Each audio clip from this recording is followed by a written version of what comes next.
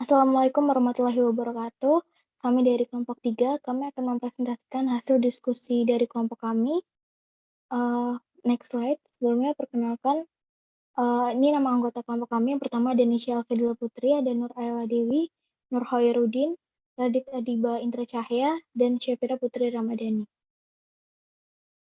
Table of content pada video kali ini, yang pertama ada 3 sistem transmisi data, ada 6 topologi fisik dan 2 topologi logika, ada proses three-way handshake, selanjutnya ada netmatch, network ID, broadcast ID, host awal, host akhir, range host, dan jumlah host dari sebuah network. Dan yang terakhir ada 7 layer pada OSI layer. Yang pertama yaitu ada 3 sistem transmisi data. Untuk yang pertama yaitu simplex. Simplex adalah sebuah sistem transmisi yang memungkinkan melakukan komunikasi satu arah saja. Jadi sistem transmisi ini bersifat memberi informasi namun tidak dapat memberikan informasi balik. Untuk contohnya itu ada TV dan radio. Yang kedua yaitu ada sistem transmisi data half duplex. Sistem transmisi yang memungkinkan seseorang untuk melakukan dua komunikasi secara bergantian, misalnya jika ingin memberi informasi kepada orang lain dan orang lain ingin memberi informasi balik itu bisa namun harus secara bergantian. Untuk contohnya sendiri itu ada handi talkie.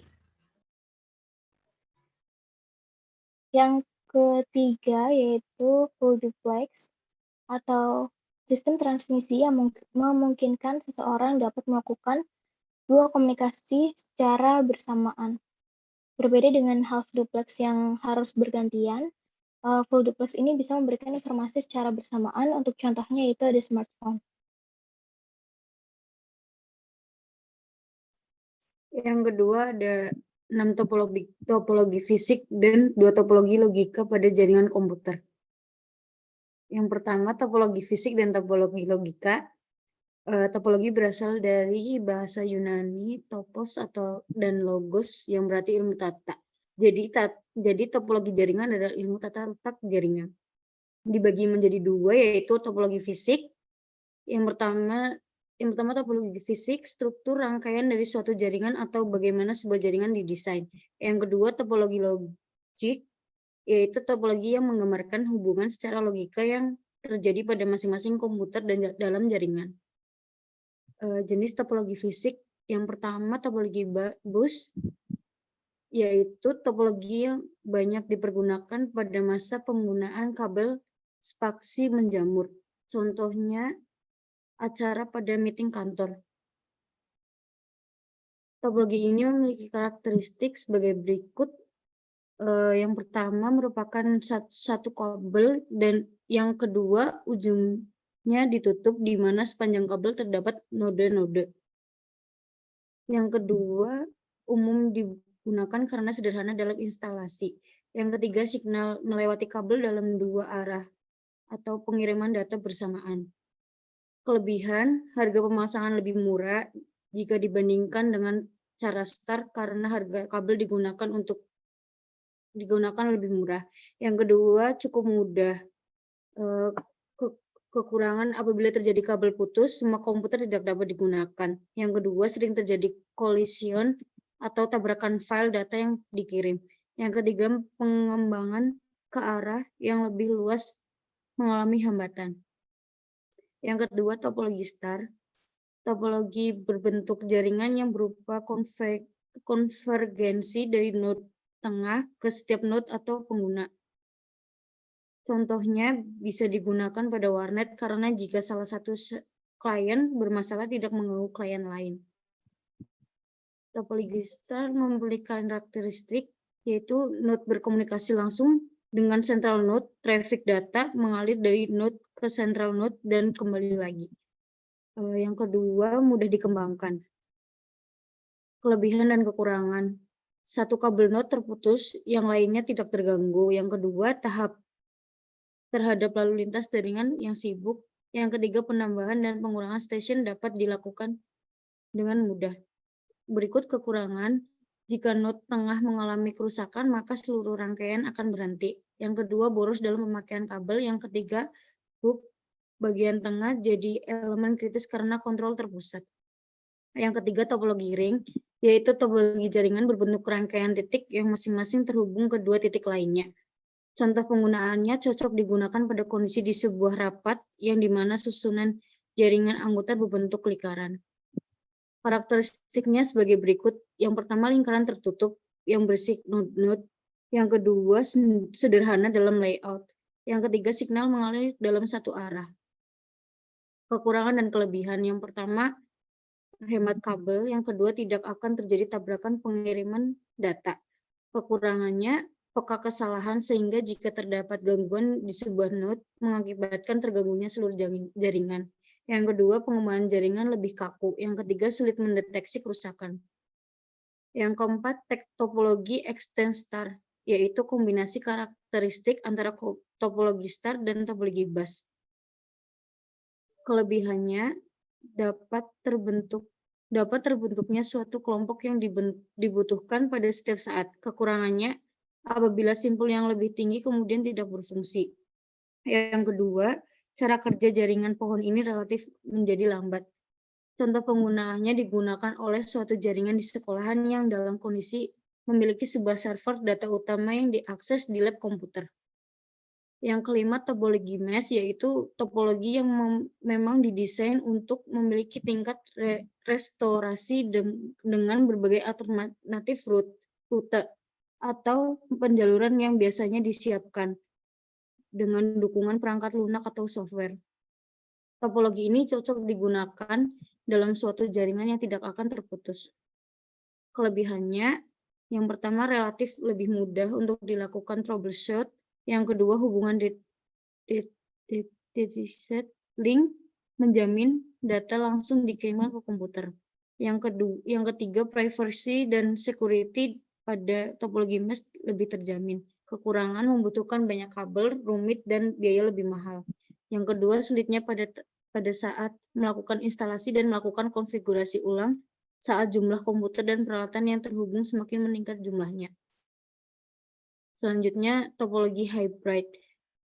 Topologi ini berbeda untuk membuat topologi hybrid ketika topologi dasar yang berbeda yang terhubung ke satu sama lain. Kelebihannya, menambah koneksi perangkat lain lumayan mudah. Kekurangannya, yang pertama, pengelolaan sulit. Yang kedua, biaya mahal dibandingkan topologi lain. Yang ketiga, instalasi dan konfigurasi topologi sulit. Contoh penggunaannya digunakan pada suatu kawasan yang memiliki jaringan Wi-Fi. Jenis topologi logika. Yang pertama, Ethernet, yaitu menggunakan metode akses yang disebut CSMA atau CD Carrier Sense Multiple Access atau Collision Detection. Step ini memperhatikan setiap komputer dalam ke dalam kabel dari network sebelum mengirim data ke dalamnya. Keuntungannya, kecepatan mengirim data mencapai 1 Mbps sampai 1 Gbps. Yang kedua, cukup sederhana. Yang ketiga, mudah dalam menggunakannya. Kerugiannya, sering terjadi tabrakan data saat menggunakan. Yang kedua, jika pemakaian ramai, maka kecepatan pun melambat. Yang kedua, token ring. Token ring dikembangkan oleh IBM pada pertengahan tahun 1980. Hubungan komputer pada token berbentuk seperti cincin. Token ring membutuhkan model jaringan bintang dengan menggunakan kabel twisted pair atau kabel fiber optik yang dapat melakukan kecepatan transmisi 4 Mbps atau 16 Mbps. Keuntungannya menggunakan token passing untuk menghindari tabrakan data dan kecepatannya mencapai 16 Mbps. Yang ketiga, menggunakan kabel fiber optik. Yang kerugiannya, jika terdapat gangguan di suatu node, maka seluruh jaringan akan terganggu. Yang kedua, biaya mahal.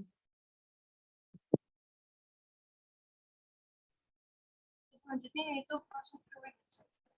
Three-way handshake merupakan pembuatan koneksi TCP atau juga dengan three-way handshake. Tujuan metode ini adalah supaya dapat melakukan sinkronisasi terhadap nomor urut dan nomor yang dikirimkan oleh kedua pihak dan saling bertukar ukuran TCP window.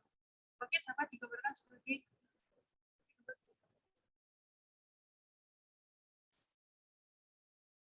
pertama yang memiliki koneksi.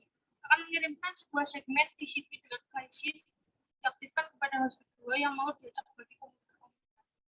Host kedua akan meresponnya dengan mengirimkan segmen dengan acknowledge dan juga izin kepada host pertama. Dan yang ketiga itu host pertama selanjutnya akan mulai saling bertukar data dengan host kedua. TCP memakai babak jabat tangan yang sama bagi mengakhiri koneksi yang diciptakan. Hal ini menjamin dua host yang sedang terkoneksi tersebut telah menyelesaikan babak pengirim data dan semua data yang ditransmisikan telah diterima dengan patut. Itulah sebabnya mengapa TCP/IP disebut dengan koneksi reliable.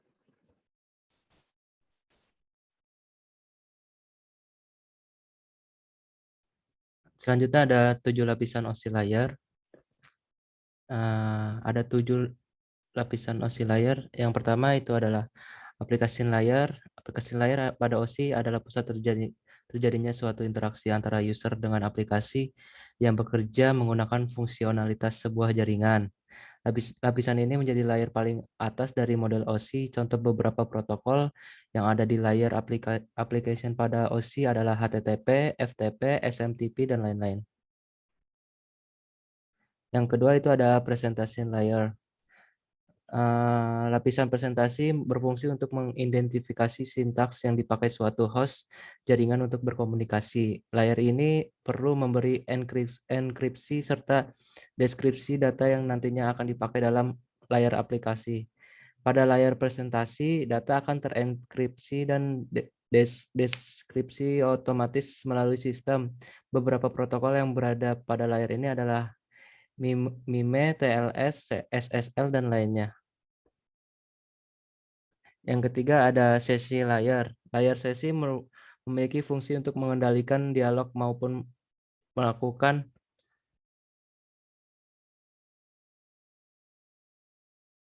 pengolahan terhadap koneksi suatu komputer. Bahkan layar ini juga bisa melakukan pemutusan koneksi internet pada suatu komputer. Contoh protokol yang berada di layar ini adalah NFS, RTP, SMB, dan lain-lain. Yang keempat ada transport layer. Disebut transport layer karena lapisan ini memiliki peran untuk menyalurkan bit. Ada beberapa fungsi spesifik dari layar ini, yaitu memecahkan data yang akan dimasukkan ke dalam beberapa paket data, melakukan transmisi data mulai dari session sampai network layer. Setiap paket yang ada akan diberikan penomoran oleh layar ini sehingga mudah untuk menyusun ulang, melakukan looping terhadap proses transmisi yang ada dalam paket data yang hilang. Dengan layar ini data bisa disalurkan dari server menuju penggunanya tanpa adanya gangguan.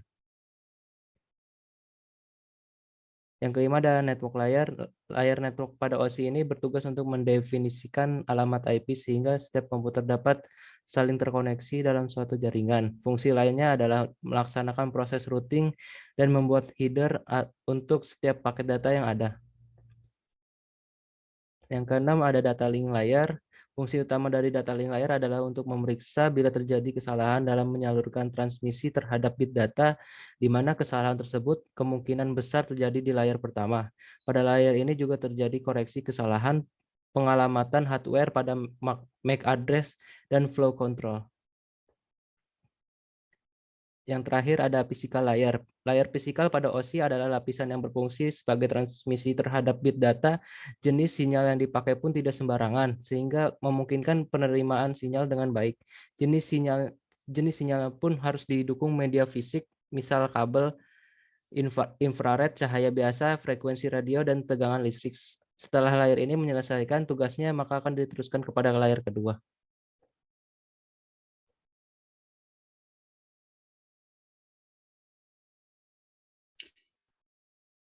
Kemudian kita masuk ke materi yang kelima, yaitu menentukan netmask, network ID, broadcast ID, host awal, host akhir, range host, dan jumlah host dari sebuah network. Next. Menentukan subnet mask, kita ambil IP seperti di bawah 142.176.180.222/17. Kemudian menentukan netmask dari /17, yaitu seperti di bawah. Kemudian hasil dari subnet mask tersebut yaitu 255.255.128.0. Next. Kemudian kita menentukan network ID dari IP tersebut. Kita tulis ulang netmask yang kita tulis tadi, kemudian kita end-kan dengan IP biner pada IP tersebut.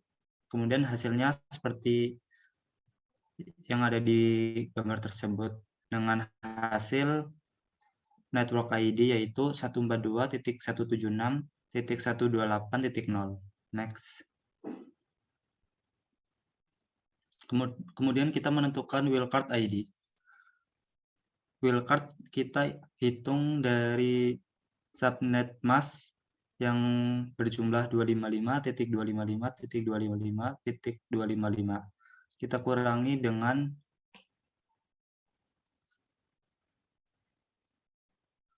subnet mask dari IP di atas, yaitu 255.255.128.0.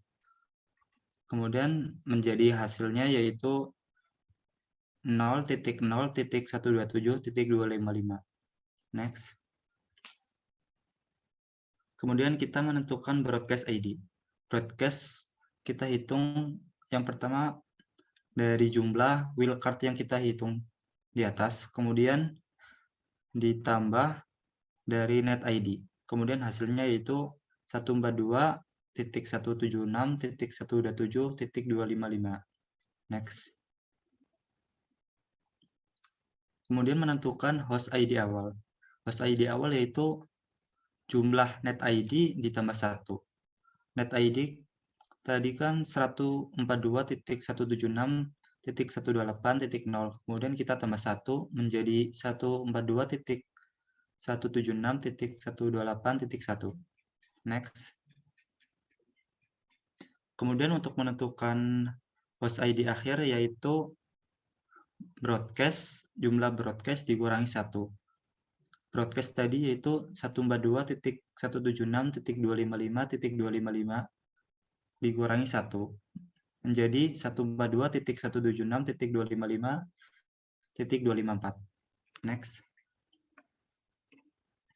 Kemudian menentukan range host. Range host yaitu host awal sampai host akhir.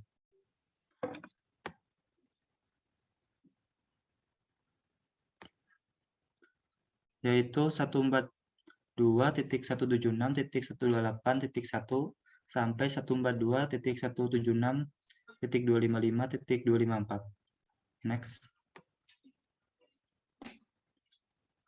Kemudian kita masuk yang terakhir yaitu menentukan jumlah host. Jumlah host yaitu rumusnya yaitu 2 pangkat 32 dikurangi prefix min 2. Kemudian kita kan tadi kita slash 17 ya, berarti 2 pangkat 32 dikurangi 17 min 2 menjadi 2 pangkat 15 dikurangi 2 pangkat 15 menjadi 32.786 dikurangi 2. Jadinya jumlah host dari IP dari slash 17 yaitu 32.784.